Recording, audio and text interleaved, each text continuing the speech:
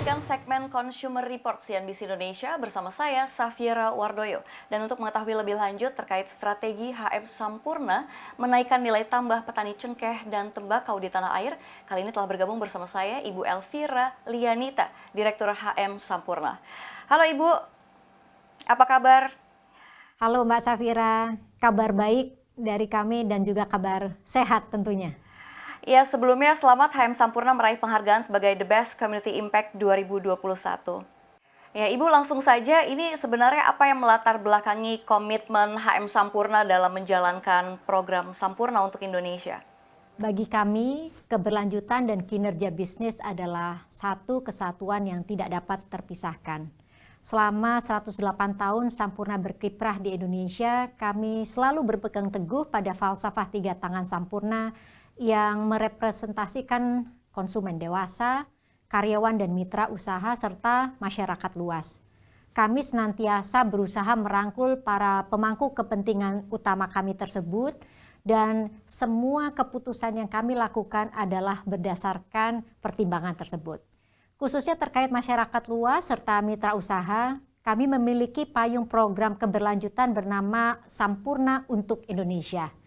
Sampurna untuk Indonesia memiliki 4 fokus bidang, yaitu pertama peningkatan kesejahteraan petani tembakau dan cengkeh sebagai mata rantai dari usaha kami, kemudian pengembangan UMKM, dukungan terhadap pemulihan ekonomi nasional dan penanganan COVID-19, serta pengurangan dampak lingkungan. Lalu apa saja pendekatan yang dilakukan HM Sampurna dalam rangka mewujudkan komitmen program Sampurna untuk Indonesia sendiri, Bu Elvira? Sampurna bergerak dengan semangat gotong royong, yaitu untuk bersinergi dan berkolaborasi dengan pemangku kepentingan terkait, baik itu pemerintah daerah, pemerintah pusat, lembaga swadaya masyarakat, lembaga nirlaba, mitra usaha, hingga komunitas setempat di mana kami berusaha. Kami juga percaya bahwa memberikan kail bukan ikan akan memberikan dampak yang jauh lebih jangka panjang. Oleh karena itu, mayoritas dari inisiatif Sampurna untuk Indonesia bersifat pembinaan, gitu ya. Inilah yang mendasari program kemitraan kami dengan para petani tembakau dan cengkeh. Program kemitraan kami dengan bertajuk Sistem Produksi Terpadu ini bertujuan meningkatkan kesejahteraan petani tembakau dan cengkeh yang dijalankan melalui pemasok kami. Melalui program kemitraan, kami memberikan pendampingan serta bimbingan teknis. Kemudian juga ada akses yang mudah terhadap permodalan, ada prasarana produksi pertanian, serta juga jaminan pembelian bagi petani sesuai dengan kesepakatan. Jadi jaminan pembelian ini merupakan sesuatu yang kami berikan kepada petani. Tidak saja untuk petani tembakau dan cengkeh, kami juga melakukan upaya bagi para UMKM di Indonesia. Kami membangun sebuah fasilitas yang bernama Sampurna Entrepreneurship Training Center atau SETC, dan juga membina para peritel tradisional yang kami jadikan sebagai sebuah komunitas dengan nama Sampurna Retail Community. Nah, kembali kepada SETC, kami membangun fasilitas ini pada tahun 2007. Dan sampai hari ini telah membina sekitar 55.000 UMKM yang berasal dari berbagai kota di Indonesia. Fasilitas pelatihan ini dibangun di lahan seluas 27 hektar, berdekatan dengan fasilitas produksi kami di Pasuruan, Jawa Timur. Mereka selama pandemi ini juga kami ajarkan bagaimana mempertahankan usahanya, sekaligus juga mulai mengajarkan bagaimana melakukan kegiatan usaha secara daring ataupun melalui ekonomi digital. Nah, UMKM yang kedua yang juga kami bina sejak tahun 2008 adalah Sampurna Retail Community. Dimulai di Medan pada tahun 2008 tersebut dengan 57 toko kelontong. Saat ini Sampurna Retail Community atau SRC sudah bertumbuh lebih dari 150.000 toko kelontong di seluruh Indonesia. Jadi itulah kunci-kunci inisiatif yang dilakukan oleh Sampurna sampai saat ini.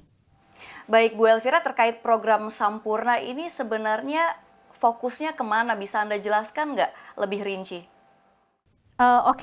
Jadi Di 4 pilar tersebut, fokus pertama adalah peningkatan kesejahteraan petani.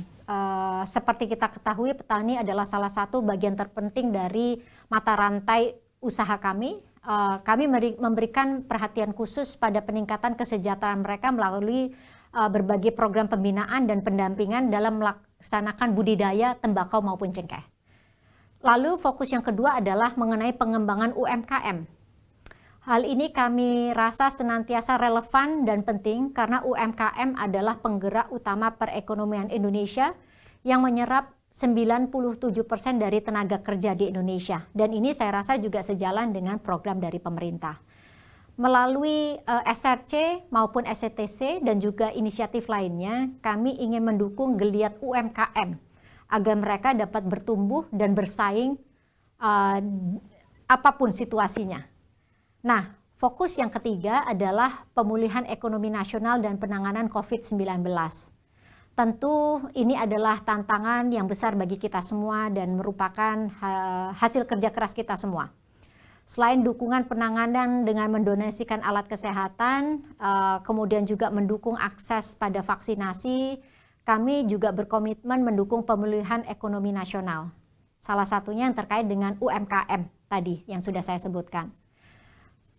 Yaitu kunci-kunci inisiatifnya adalah bagaimana mereka bisa mulai belajar digitalisasi, karena di era pandemi saat ini digitalisasi semakin penting untuk bisa diakses oleh berbagai lapisan masyarakat termasuk UMKM. Dan yang terakhir adalah fokus keempat terkait dengan lingkungan. Kami senantiasa berupaya mengurangi dampak lingkungan dari operasional kami. Sebagai contoh, kami adalah perusahaan pertama di Indonesia yang berhasil meraih sertifikasi terkait tata kelola air dari Alliance for Water Stewardship. Dan sertifikasi ini kami peroleh salah satunya di fasilitas produksi kami di Sukorejo, Jawa Timur. Untuk pencapaian pengurangan penggunaan air hingga 33%. Ini kemudian kami replikasi di fasilitas lainnya. Selain itu, kami juga memanfaatkan pembangkit listrik tenaga surya di sejumlah fasilitas produksi kami. Baik, jika tadi Anda katakan salah satu fokus Sampurna ini untuk peningkatan kesejahteraan untuk petani tembakau dan cengkeh begitu ya. Lalu apakah betul HM Sampurna membeli keseluruhan hasil panen dari daun tembakau dari para petani langsung, Bu Elvira? Betul sekali. Melalui program kemitraan dengan petani tembakau dan cengkeh, kami berkomitmen untuk menyerap hasil panen petani mitra sesuai dengan kesepakatan di awal musim. Hal ini tentunya didasarkan pada estimasi luas lahan, jumlah tanaman, dan juga faktor alam yang terjadi pada saat itu ya. Selain jaminan pembelian, kami juga memberikan penyuluhan dan bimbingan kepada petani mitra sehubungan dengan kualitas hasil panen yang diharapkan. Jadi komunikasinya sangat jelas dari awal. Kami juga memberikan pembinaan dan pendampingan teknis kepada petani. Ini termasuk memberikan akses pada sarana dan prasarana guna mendukung kegiatan pertanian mereka sehingga dapat meningkatkan efisiensi. Contohnya penyediaan benih, ada pupuk, kemudian fasilitas irigasi, dan bahkan juga alat pelindung diri bagi petani.